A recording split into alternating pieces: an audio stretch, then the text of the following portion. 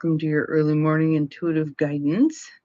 We've got good stuff today, very good stuff today, as soon as Instagram decides to wake up. Come on, little buddy, you can do it. There we go. All right. Good morning. Good morning. Good morning. Welcome to your early morning intuitive guidance. And I just realized the dog is going to peek over the edge of the view the whole time. This is from a walk from a couple of years ago, the ultimate walk. And there's my mutt peeking over the top. Gotta love it. Gotta love it. We need a little humor. That's useful. We'll just let him peek over the top. So, welcome to your early morning intuitive guidance on this fine Monday. Oh boy, it's going to be a hot one today. So I've already cranked the air conditioning on since we are not central aired here. And I'm going to keep everything closed up and we'll see how well we can survive this round of heat. Yes. So what I want to share today is, good morning, Beth. Glad you're here. Welcome. Is a Substack article by Rebecca Campbell. And for those of you who don't know Rebecca Campbell, you need to check out her stuff. Much of her stuff is authored by Hay House, and she has card decks and she has several books, and just a very, what strikes me the most about her is her being, her presence, her essence. She's just this beautiful soul, and has a very divine feminine cast to her thought process. And I think that will show up in what I'm going to read today. Good morning, Nancy. Welcome. And so it's kind of funny that what it's titled is Sometimes I Want to Burn It All Down. And we're going to have a heat wave today. There are no accidents. But what I'm hoping is that this speaks to many of you who watch me, because you are the sensitives, you are the creatives, you are the artists, you are the ones who live in the divine feminine, the ones who, yes, we live in the masculine world and we have to accommodate that at the moment. But the divine feminine's coming online more and more. I just think that's hilarious that my dog peeks over the top of the shirt.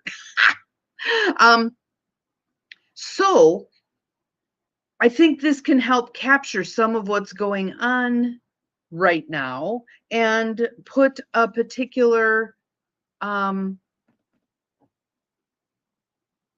word that's coming to me is cast. I'll use cast twice in one paragraph. Put a particular cast on it, a spin on it, a focal point on it that helps us all move through this, that helps us all. Good morning, Barb. Glad you're here. Welcome. I think you're going to like this one as well. This is really, I think it's going to speak to all of you who tend to gravitate my way. So let us start with some breath and some tapping to ground ourselves into Mother Nature, to open ourselves to the divine, to receive these words that hopefully are going to touch you as deeply as they touched me. So tapping first, breath second, breathing in, breathing out, breathing in, breathing out, breathing in, breathing out. And good morning. I was wondering if you were going to be here. Before we start going too much further into it, can we rub our hands together and let's send some divine healing love and energy? Yesterday on the Unity Intention Collective, there were only 3 of us. And I was wondering why there was 3 of us. And then I remembered what I had put in my meditation. And the meditation was about the spiritual arithmetic that we talked about on YEMIG in Holy Moments. And so we talked about the spiritual arithmetic. There were 3 of us on there. If those 3 of us talk to 3 others and we begin spreading this energy, this word, these concepts that Rebecca Campbell's going to talk about today, it doesn't take very long to modify everything. To modify everything. I'm sorry you were driving, but you do have the video and it's only half an hour. Definitely find some time. Take some time. Go. I was going to say go sit on your porch, but for the next week, sitting on your porch is probably not a great idea, especially in Texas. But watch it. Watch it and see what you gather from it. See how it moves you. But right now, let's send some energy to those who are struggling. We'll send some energy to my friend who's starting a new job today, who I think was 23 years at the previous job, and then decided she valued herself more than putting up with what was happening and starting a new job today. Let's send some energy to someone who had a family member who drowned over the weekend. Let's send some energy to the one who had some medical stuff done and is not feeling well. So just send energy. You may not need to know exactly who is experiencing these things. Just send the loving energy. Just send the loving energy. All right. And that's what you will get if you choose to watch the video from yesterday's Unity Collective, because that is really what we were doing, was sending energy to help those who are struggling, ourselves included, ourselves included. So this is called, it's a Substack article. So if you want to find her on Substack, you can. It's Rebecca Campbell. And she writes, the title is Sometimes I Want to Burn It All Down. She says, how do we protect the gift without becoming consumed by the machine built around it? I've been having this conversation a lot lately with fellow mystics, artists, visionaries, and sensitives. So you may think you're not in that group. You're in that group. If you're here with me, you're in that group, okay? How do we protect the gift and honor the call in a world that rewards constant output? Because if you ask me, the world doesn't need more content. It needs more potency than ever. Here's the truth. This is Rebecca Campbell talking. I was never called to build a business. I was called to create and follow something deeper. There is a difference between answering a call and building a machine. I think many of us are living in that tension. Good morning, Gwen. Glad you are here. Welcome, welcome. All I ever wanted was to transmute what I feel in my body and the collective into something beautiful, to bring to life the visions I see when my feet touch the earth, to commune with the flowers and see the sacred that's always been here, to protect the sacred, to create sacred experiences that hold people in a resonant, cohesive feel, to follow my true nature. And those of you who've watched any of her stuff will see that she's very much like this. She's got this fairy-like quality to her. She wears these beautiful flowing gowns. She has this long blonde hair. She has these luminous eyes that just connect. She is the essence of divine feminine. She says, what would happen if we were all able to do exactly that? Because I don't think the world is suffering from a lack of ideas or vision. I think it's suffering from a lack of the conditions that allow those ideas to fully emerge. Lately, I've been wrestling with something. I believe that if artists, visionaries, healers, and neurodivergent sensitives were given the space to live in a way that is true to their nature, the world would be a tremendously different place. And as soon as I read that, yes, very angelic. She is very angelic. And she named her children, let me think, Goldie and the other one's an equally beautiful light name. Yeah, it'll come to me. And this part, when she's talking about building a place, a space for these of us to live, first thing that popped into my head was intentional community. Be in nature, be in deep connection with each other and with Mother Earth. So I took that as a plus. I took that as a plus. Yeah, playlist. It'll come to me. Not yet, but it'll come to me. She says, the older I get, the more convinced I become that my work comes from giving myself a container to process and embody what I feel. So let's make that a point.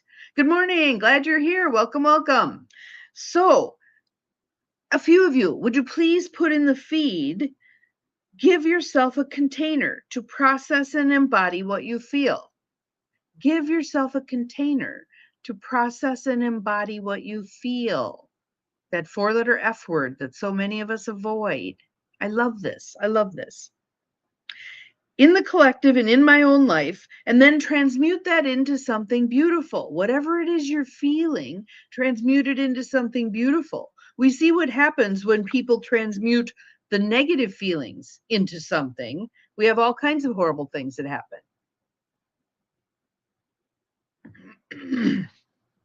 She says, that means time alone. Thank you, Gwen. I appreciate that. It means freedom from obligation and meetings and deadlines. It means being in the mystery long enough for it to work on me. Be in the mystery long enough for it to work on you. Don't try to get the answers. Don't try to fix it or change it or whatever. Just be present with it. Okay? If I don't have that open container, the channel gets backed up. The energy gets stuck. It affects my work, my joy, my relationships, and even my health. There is a mystery in the creative process that demands for space and deep respect. And it does take time. It absolutely takes time.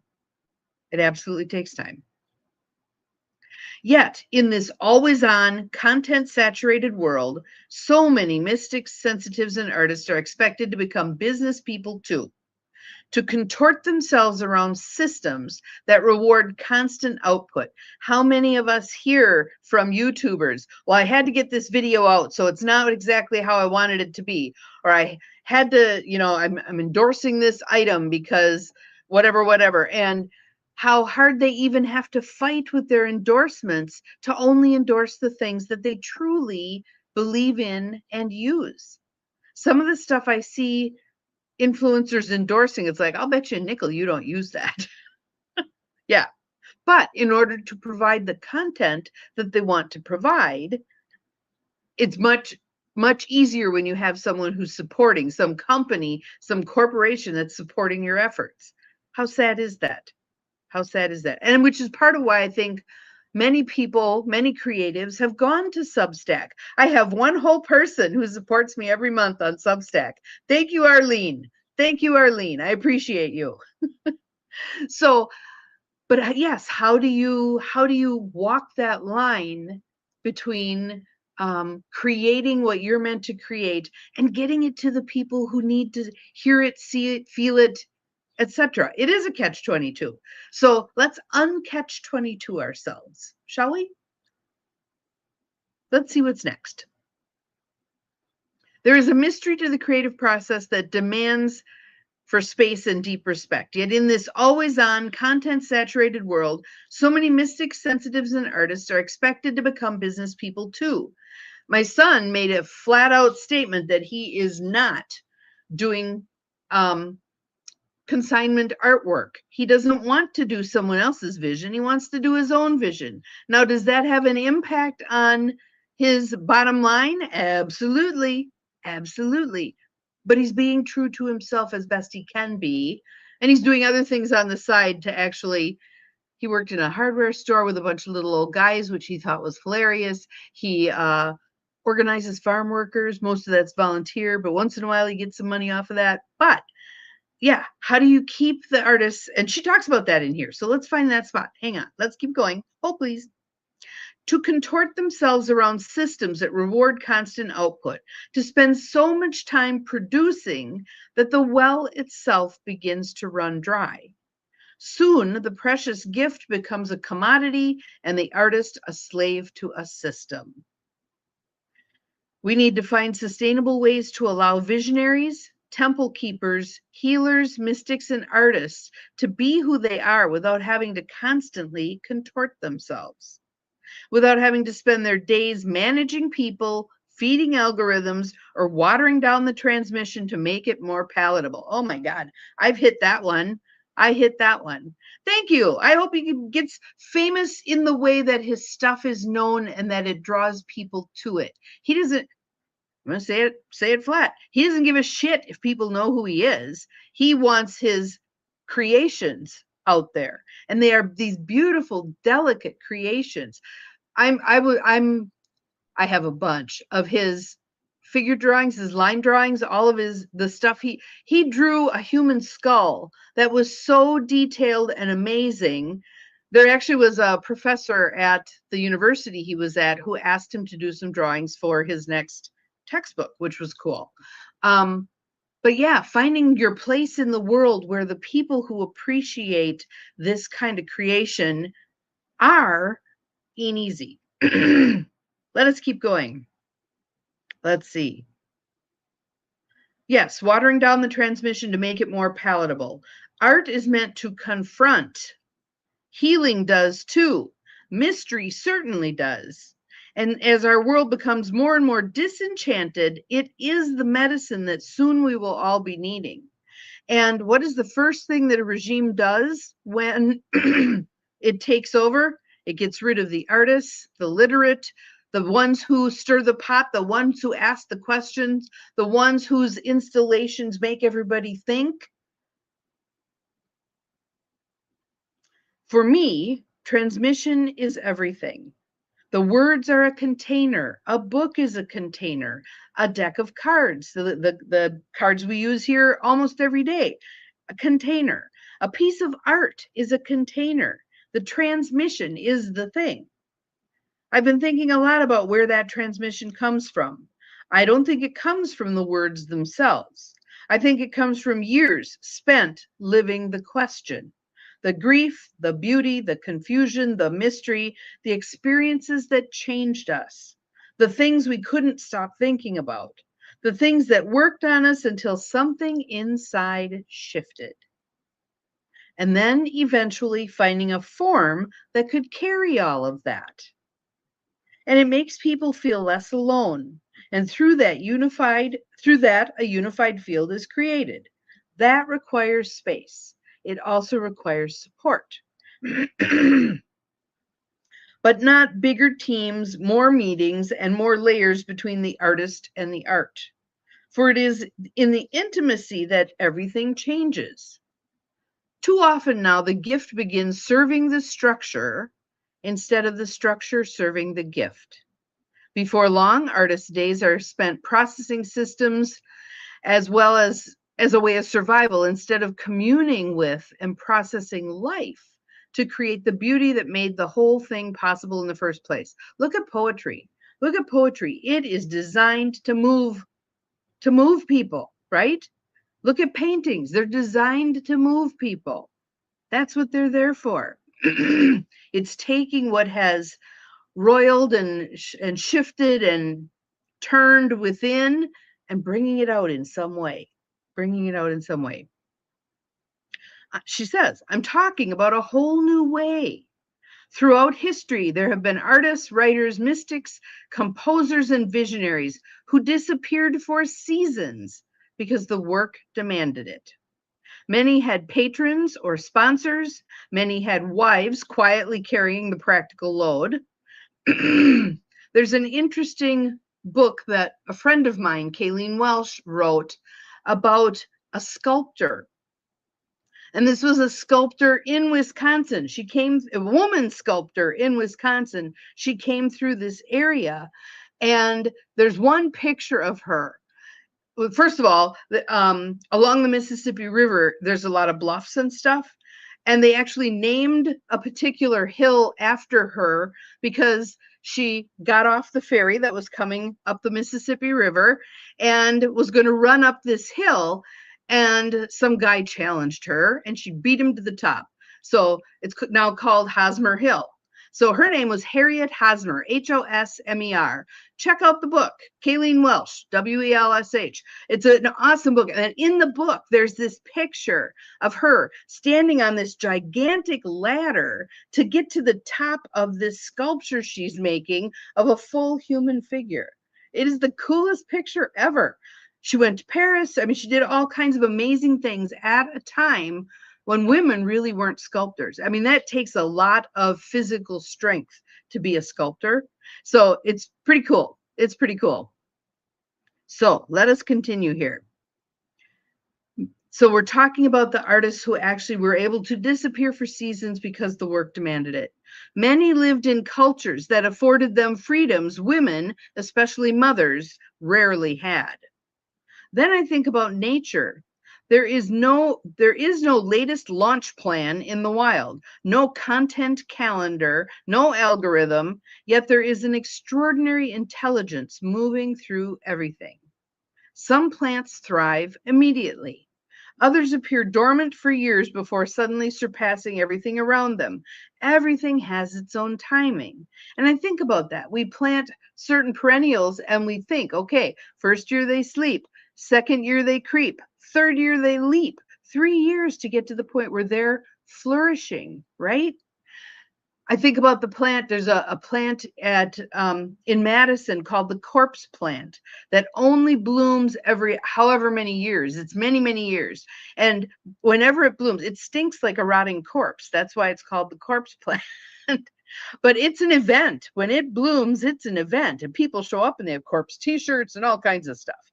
So there's all this stuff out there. Yes.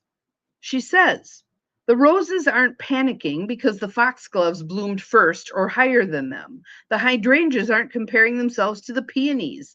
Nothing in the garden is desperately trying to outrun or biohack itself. It just does what it does when it does it.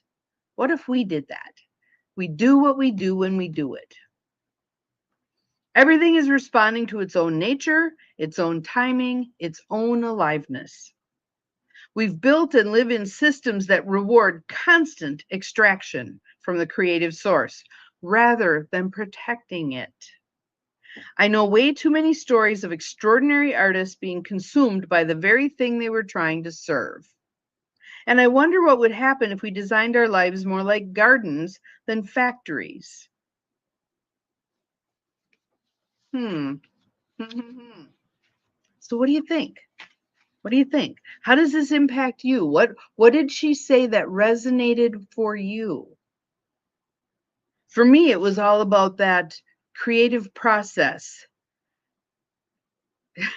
Nasty people, huh? But how many of the nasty people, I'm putting nasty in quotes, are merely sucked into a system that wasn't of their own creation and that they don't know how to break free from? Think about, I'm going to pick on IBM just because they were a great example of this. When IBM was a culture, it was a culture. Everybody wore the suits, everybody's ties were striped the same direction, blah, blah, blah. And when someone chose to break free from that, okay, I'm leaving the tie behind. I'm going to do a small farm. I'm going to, grow vegetables. The people with the striped ties looked at them like they were nuts. Fast forward 10 years, and I'd like to talk to the person who left and talk to the person who stayed and see who's happier. So what do you choose for your own happiness? And I think there were some questions on here that were, let me see if I can find them. Yes. So if you ask me, the world doesn't need more content. It needs more people who have protected the conditions that allow genuine transmission to emerge. I'm still trying to work out what it looks like. Some questions I have been asking myself are, so listen to these questions, see which ones chime for you. What do I actually want to spend my precious life force doing? What am I spending energy on that I don't even want to be doing? How can I build my life in a way that is true to my nature? What resources and support do I genuinely need in this chapter of my life? I've certainly been wrestling with that one. How can my business support my gift rather than my gift supporting my business? Do I even need a business? Or is there an entirely different model waiting to emerge? How can I honor the deepest potency that is trying to come through me? How can I open myself up to receiving support in new and wonderful ways that truly serve me as a protector of the sacred? The call grows. Support is needed. Structures are built. And before long, the thing that was created to support the call begins demanding attention of its own. The risk is that it starts feeding on the very source it was meant to protect. When I reflect on the artists, mystics, writers, and visionaries I admire most, what strikes me isn't their success, it's their devotion. Their willingness to step outside the pace of the world, their willingness to follow a question, their willingness to disappear into a mystery for long enough that it changed them, and in turn changes us. What I do know is that I can feel something immensely potent trying to come through me. I'm just trying to figure out how to honor that while also honoring my family, myself, and the season of life I'm in. Perhaps that's why I've been spending so much time in the garden lately. I'm curious how this lands in you. Have you been asking similar questions or having similar conversations? I'd love to hear. So, and I want to read what she put for her description of herself. You know those little descriptions that are always at the bottom of a book or on their Facebook page or whatever. Here's what she puts. Rebecca Campbell, writing on living from the soul in times of change, meaning crisis, midlife initiation, being a mystic, grief, late diagnosed neurodivergence, awakening process, sacred feminine, the great mystery. That's her description for herself and her work. Gotta love that. Gotta love that. Astrology, absolutely. It's very interesting. It's very interesting stuff. And when you look at the stuff that's put out by a true master, like the one that I read the other day from, let me find it. And this was a Substack as well, I believe. It's the July 2026 one from Yasmin Boland, Yasmin Boland, Boland, the astrology that stopped me in my tracks. And as we get into July, I'm going to read this again because I think it holds great gifts for us.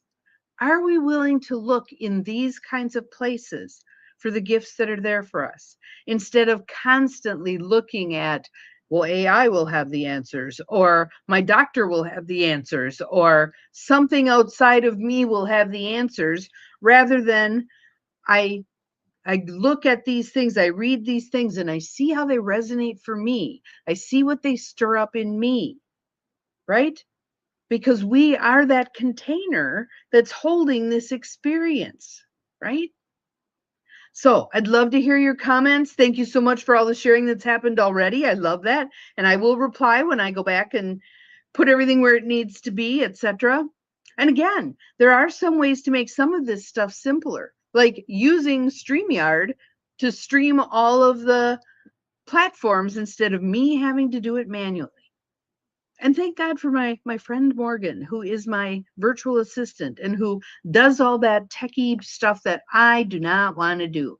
I want to do the creative stuff. I want to do the heartfelt stuff. I want to walk beside people as they are making big changes in their lives. That's what I'm good at. All that tech stuff, not so much. Not so much. So I choose not to spend my time on that. So I hope you have an awesome Monday. I hope you have some whimsy and some beauty. I found another amazing person on YouTube. Let me see if I have her name still up. Yes, Alwyn Oak, Alwyn Oak, Oak. And her stuff is, she bakes fairylands in her backyard. She's pulling out the AstroTurf. It's a rented place, but she finally got permission to pull out the AstroTurf and put in fairyland. I mean, and her spirit is just like that. And she's out in the woods looking at all the little spring flowers, and yeah, fed my soul big time. You are welcome. Thank you for showing up. I appreciate this. You're my people. You're all my people. And we need to share this and spread this wider and wider. We need to get back to this kind of thinking and feeling and experiencing. See you tomorrow. Remember, you're capable of far more than you think you are. Bye-bye.